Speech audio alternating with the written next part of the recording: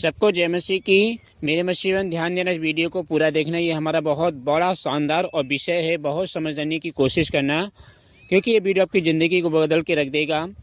आज इस दुनिया में मेरे मसीह शादी से पहले लोग व्यभिचार करते हैं और शादी के बाद भी अपनी पत्नी को रखते हैं और दूसरी की भी पत्नी को अरेंज करते हैं, मैनेज करते हैं और रखते हैं और आनंद लेते हैं। लेकिन परमेश्वर देख रहा है, मेरे मसीह परमेश्वर हमें देख रहा है।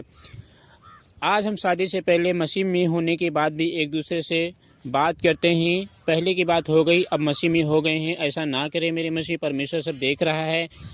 बहुत सारे ऐसे मसीह लोग हैं जो शादी कर लेते हैं और ड्यूटी जाते हैं, मार्केट जाते हैं, तो लड़कियों को पीछे मुड़ के देखते हैं, व्यभिचार भरी आंखों से देखते हैं। प्रभु कहते हैं यदि तूने किसी स्त्री पर कुदृष्टि भरी आंखों से देख लिया तो तूने व्यभिचार कर दिया। मूसा के ज़माने में क्या था? मूसा के ज़माने में आज्ञा थी कि तू व्यभिचार न करना। सारी तौर से देखने में व्यभिचार नहीं माना जाता था मूसा के दिनों में, लेकिन यीशु मसीह कहते थे मैं तुमसे सच कहता हूँ कि तूने किसी स्त्री पर कुदृष्टि ही डाल दी तो उसने सबने व्यभिचार कर दिया। तो किसी की तरफ कोई दृष्टि पीछे मुड़ के लड़की की तरफ ना देखे। वचन को ध्यान से सुने, क्योंकि प्रभु का आगमन निकट है। प्रभु आने वाले हैं घोड़े के साथ और हम भी प्रभु के साथ आएंगे, लेकिन उससे पहले प्रभु आएंगे स्वर्गदूतों के साथ और हमें लेके जाएंगे। तो जो लोग छूट जाएंगे, हाथ फैलाएंगे, हाथ रोएंगे, पछताएंगे, क्योंकि वचन कहता है हर एक आंख देखेगी। जब प्रभु यीशु मसीह घोड़े के साथ आएंगे और हम भी उनके साथ आएंगे तो हर एक इंसान देखेगा, हर एक इंसान रोएगा, पछताएगा, चिल्लाएगा, क्योंकि हमारा घर मेरे मसीह यहाँ पे नहीं है, हमारा घर स्वर्ग में है और हम एक दिन स्वर्ग में जाएंगे। सीढ़ियों पे चढ़ के जाएंगे और फाटकों से होके अपने घर जाएंगे, क्योंकि वो हमारा असली घर होगा। बहुत सारे ऐसे लोग हैं, जब प्रभु यीशु मसीह आएगा तो मुर्दे जी उठेंगे। जिन्होंने प्रभु पर विश्वास किया है, जिन्होंने प्रभु को मुक्तिदाता माना है और पवित्र जीवन जिया है, जब प्रभु यीशु मसीह आएंगे तो सारे मुर्दे जी उठेंगे, कब्र से निकल आएंगे और जो स्वर्गलोक में आत्माएं, उनकी आत्मा निकाली जाएगी और वो आत्माएं कब्र में जाएंगी और शरीर फिर से एक हो जाएगा और सब मिला के स्वर्ग चले जाएंगे। रैप्चर में उठा लिए जाएंगे मेरे मसीह से और हवा में प्रभु से मिलेंगे। जैसे आप उस फोटो में देख रहे हैं कि हवा में लोग उड़ रहे हैं, जा रहे हैं प्रभु के साथ, ऐसे ही हमारा रैप्चर हो जाएगा। ये है परमेश्वर। उसके बाद बहुत सारा भारी कलेश होगा, खून जैसी नदियाँ बन जाएंगी। ठीक है, पहली मोहर, तीसरी मोहर, कटोरे ये सब खोले जाएंगे, उड़ेले जाएंगे, तोड़ी फूंकी जाएंगी। आज जो पानी है पी रहे हैं, मसीह विरोधी के दिन में मेरे मसीह जब परमेश्वर का क्रोध उड़केगा, कटोरा उड़ेला जाएगा, सारी नदियाँ खून लहू बन जाएंगे। अभी आप न्यूज में देख रहे हैं कि थोड़ी थोड़ी नदियाँ जो हैं लहू बनना स्टार्ट हो चुकी हैं। ये परमेश्वर के आने का संकेत है कि प्रभु आ रहे हैं और प्रभु हमें बता रहे हैं कि मैं आने वाला हूँ। बहुत सारा ऐसा भारी कलेश होगा जो यहोवा परमेश्वर लोगों को इतना तड़पाएगा, इतना भगाएगा, इतना रुलाएगा मेरे मसीह, क्योंकि आज परमेश्वर की कोई बात नहीं माने हैं। उस समय परमेश्वर का क्रोध भड़केगा, लोग मारे मारे भागे भागे फिरेंगे, उनका कोई ठिकाना नहीं होगा मेरे मसीह।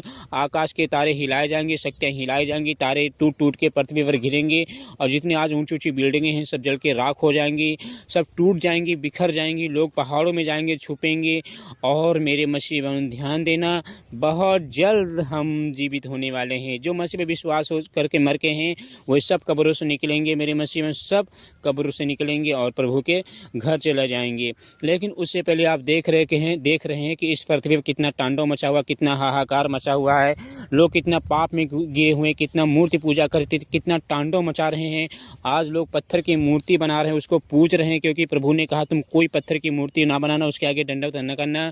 लेकिन आज शैतान पूरी तरह से पृथ्वी पर हावी हो चुका है और लोग उसकी पूजा कर रहे हैं। मूर्ति की पूजा करना, मूर्ति बोल सकती है न चल सकती है। इससे पहले कि हमारी मौत हो जाए, हमारा उद्धार होना बहुत ज़रूरी है, हमारा स्वर्ग जाना बहुत ज़रूरी है।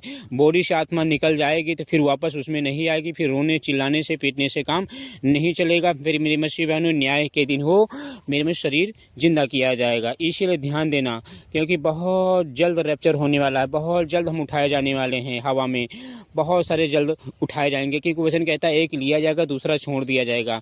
तो बहुत सारे लोग यहाँ पे छोड़ दिए जाएंगे और बहुत सारे लोग उठा लिए जाएंगे। जैसा आप इस फोटो में देख रहे हैं कि उठा लिए गए हैं, बाकी सब छोड़ दिए गए हैं और हाथ बढ़ा के माफ़ी मांग रहे हैं। एक ऐसी भयानक जगह है जहाँ से इंसान कोई नहीं निकल सकता है, वो है नरक।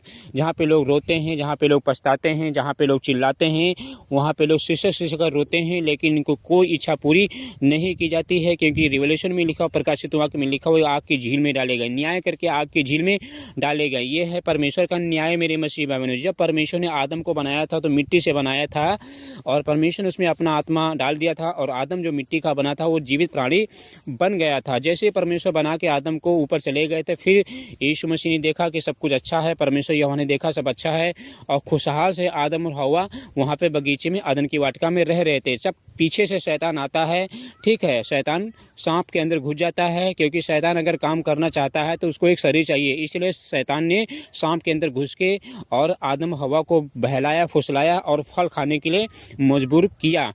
ये बात परमेश्वर यहोवा देख रहे थे मेरे मसीह भाइयों, और शैतान उनको भरमा रहा था। जैसे उन्होंने फल खाया उसमें मृत्यु आ गई। आज हम बीमारी में हैं, दुख तकलीफ में हैं, ये सब आदम की करने का फल है मेरे मसीह भाइयों।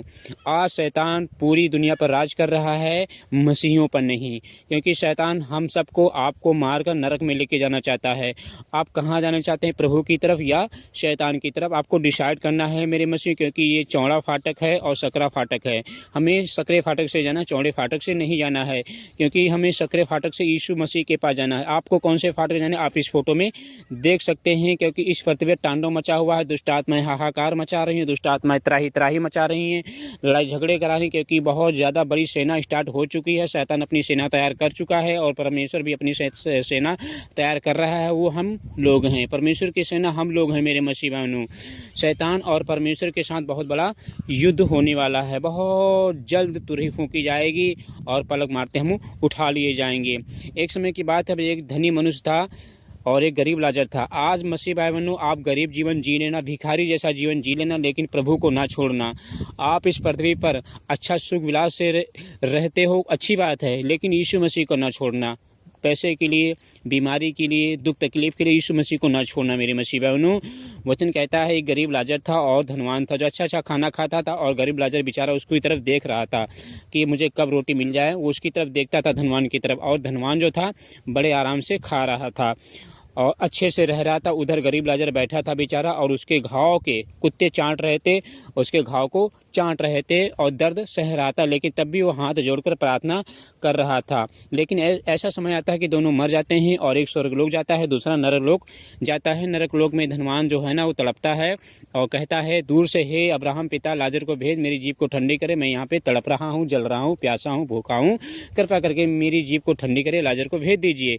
मेरे मसीह में कोई फायदा नहीं है, मरने के बाद कोई इच्छा पूरी होती ही नहीं है, जैसे धनवान की इच्छा पूरी नहीं हुई थी। आज शैतान आपको और हमको भरमा के उस आग की झील में लेके जाना चाहता है, उस गड्ढे में लेके जाना चाहता है, क्योंकि शैतान को इसके लिए मज़ा मिलता है, उसके लिए उसको आराम मिलता है, उसको सुख मिलता है।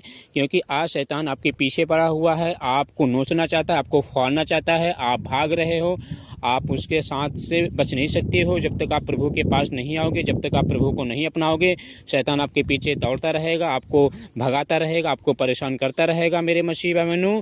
क्योंकि शैतान को परमेश्वर ने स्वर्ग से निकाल दिया है।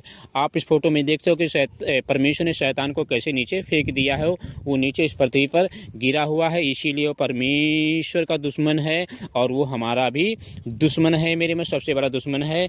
इसलिए शैतान बाइबल पढ़ने में रोकता है मेरे मसीह, और शैतान को भी बाइबल पढ़ ली है, शैतान को भी वचन पढ़े हैं, शैतान को भी मालूम है कि वचन कहाँ पे क्या लिखा है। इसलिए ध्यान दे मेरे मसीह बहनों कि शैतान की तरफ आपको जाना है या परमेश्वर की तरफ जाना है, आपको डिसाइड कर लेना है। अभी आपके पास मौका है, लेकिन जैसे ही बॉडी से आत्मा निकल गई और नरक चले गए, तो फिर वहाँ पे रोने के सिवाय, पछताने के सिवाय कुछ आपको मिलेगा नहीं। क्योंकि वहाँ पे दिन रात आत्मा रोती रहती हैं, दिन रात आत्माएं चिल्लाती रहती हैं और शिष्य कर रोती रहती हैं। उनको मौका नहीं दिया जाता है ऊपर आने का, क्योंकि प्रभु यीशु मसीह ने हमारे लिए बहु लहू बहाया है, क्रूस पर बहु लहू बहाया है, कोड़े खाए हैं, मार खाया है, हमारे लिए जान दी है। तो उस बलिदान को हम व्यर्थ ना जाने दें मेरे मसीह भाइयों। यीशु मसीह के हम घर जाना है, स्वर्ग में रहना है, और हंसते रहोगे, खेलते कूदते रहो। जैसे हम स्वर्ग जाएंगे, हंसेंगे, खोलेंगे, कूदेंगे, शौक से बड़े मज़े से रहेंगे। ये है परमेश्वर। लेकिन शैतान आपको फाड़ना चाहता है, वहाँ पे जाने नहीं देना चाहता है। शैतान आपको यहाँ जाने देना चाहता है, नरक में भेजना चाहता है। लेकिन प्रभु का धन्यवाद करें, लेकिन आपको गंदे काम नहीं करने हैं, आपको व्यभिचार नहीं करना है, आपको शादी से पहले किसी लड़की को नहीं छूना है। छू लिया है तो माफ़ी मांग लीजिए, परमेश्वर आपके ऊपर दया कर देंगे, आपको माफ़ कर देंगे। लेकिन हमें व्यभिचार से भागना है, है। जैसे यूसुफ ने व्यभिचार करने से मना किया था मेरे मसीह बहनों, यूसुफ जो व्यभिचार नहीं किया था, भागा था, लेकिन आगे चलकर यूसुफ को जेल हुई थी झूठे उसमें केस में। इसीलिए शादी से पहले किसी लड़की को तन ना उघाड़ें और शादी से पहले व्यभिचार बिल्कुल करने की कोशिश ना करें, क्योंकि शैतान आज दहाड़ रहा है, आज सबको फाड़ना चाहता है, आपको सबको नुकसान पहुंचाना चाहता है। बहुत जल्द जो यीशु मसीह में विश्वास करके मर गए हैं सब कब्र से निकलने वाले हैं और स्वर्गदूत हमें लेने के लिए आएंगे। ध्यान देने इस बात को, हमें स्वर्गदूत लेने आएंगे, आप नहीं जाओगे, स्वर्गदूत आपको लेने आएंगे और यीशु मसीह आकाश में रहेगा, ऊपर रहेगा और हमें स्वर्गदूत लेने आएंगे और हम प्रभु के घर चले जाएंगे। ये है परमेश्वर का वचन मेरे मसीह बहनों, और हमारा घर यहाँ होगा। हम इस तरह से रहेंगे जैसे आप फोटो में देख रहे हो कि हम इस तरह से रहेंगे। नदियाँ होंगी, जीव जंतु होंगे, जानवर होंगे, पशु होंगे और यरूशलेम होगा और यीशु मसीह होंगे, हमारे परिवार के सब लोग होंगे और हम जानवरों के साथ खेला कूदा करेंगे, उनके साथ रहेंगे, आराम से बड़े शौक से रहेंगे। ये है परमेश्वर का वचन मेरे मसीह बहनों। तो चलिए अब हम शुरू करते हैं छोटी सी रात की प्रार्थना। वीडियो अच्छा लगा हो तो लाइक कर दीजिए और हमारे यूट्यूब चैनल को सब्सक्राइब जरूर कर दीजिए। परमेश्वर आपके पूरे परिवार की मदद करेगा। धन्यवाद कहते हैं पिता, धन्यवाद कहते हैं राजाओं के राजा, धन्यवाद कहते हैं सेनाओं के यहोवा, क्योंकि आप महान हैं, आप राजाओं के राजा हैं, आप प्रभुओं के प्रभु हैं, आप जगत की ज्योति हैं, जीवन की रोटी हैं, आप सत्य मार्ग और जीवन हैं। जो आप मुझे जीवन देते हैं, जो आप मुझे संभालते हैं, जो आप मुझे बचाते हैं, जो प्रभु आप हमें हर दुख और तकलीफ़ों से बचाते हैं, हर समस्याओं से बचाते हैं, हर बीमारी से बचाते हैं, हर तकलीफ़ों से बचाते हैं। प्रभु आप हमारी मदद करते हैं, प्रभु आप हमारी सहायता करते हैं, आप हमारी निंदा बदनामी नहीं होने देते हैं, किसी के आगे हाथ नहीं फैलाने देते हैं, क्योंकि आप परमेश्वर हैं। प्रभु आपने कहा है मांगोगे तो तुम्हें दिया जाएगा, ढूंढोगे तो तुम पाओगे, खटखटाओगे तो तुम्हारे लिए खोला जाएगा। ये है परमेश्वर का वचन। अगर हम प्रभु से मांगेंगे तो प्रभु हमें देंगे, हमें निराश नहीं करेंगे, हमें परेशान नहीं करेंगे। प्रभु हमारी प्रार्थनाओं को सुनेंगे, प्रभु हमारी दुआओं की तरफ ध्यान देंगे।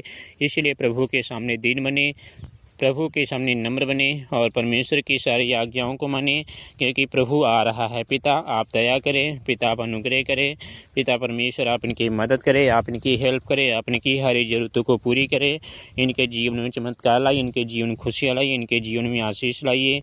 प्रभु आपका धन्यवाद करते पिता, प्रार्थना को सुने और स्वीकार करें और जल्दी से उत्तर दीजिए। मुझे वेट और इंतज़ार है कि आप मेरे साथ रहते हैं और प्रभु आप मेरी प्रार्थनाओं को सुनते हैं, आप मेरी हेल्प करते हैं, आप मेरी ज़रूरतों को पूरी करते हैं, आप में आशीष देते हैं। इसके लिए धन्यवाद कहते हैं। पिता से मांगो, क्योंकि प्रभु का वचन कहता है मांगोगे तो तुम्हें दे दिया जाएगा, ढूंढोगे तो तुम पा जाओगे और खटखटाओगे तो तुम्हारे लिए खोल दिया जाएगा। हे मेरे प्रभु, हे मेरे परमेश्वर, इन सब की पुकार सुन, इनकी मदद कर, इनकी सहायता कर, इनकी रक्षा कर, सुरक्षा कर, देख रेख कर, इनकी बीमारियों को ठीक कर। यीशु मसीह आपके नाम से इस प्रार्थना को मांग लेते हैं, सुने और स्वीकार करें और जल्दी से उत्तर दे। पिता मुझे वेट और इंतज़ार है कि आप मेरे साथ रहते हैं और मेरी इच्छा पूरी करते हैं और मेरी आप मदद करते हैं और आप सहायता करते हैं। आमीन।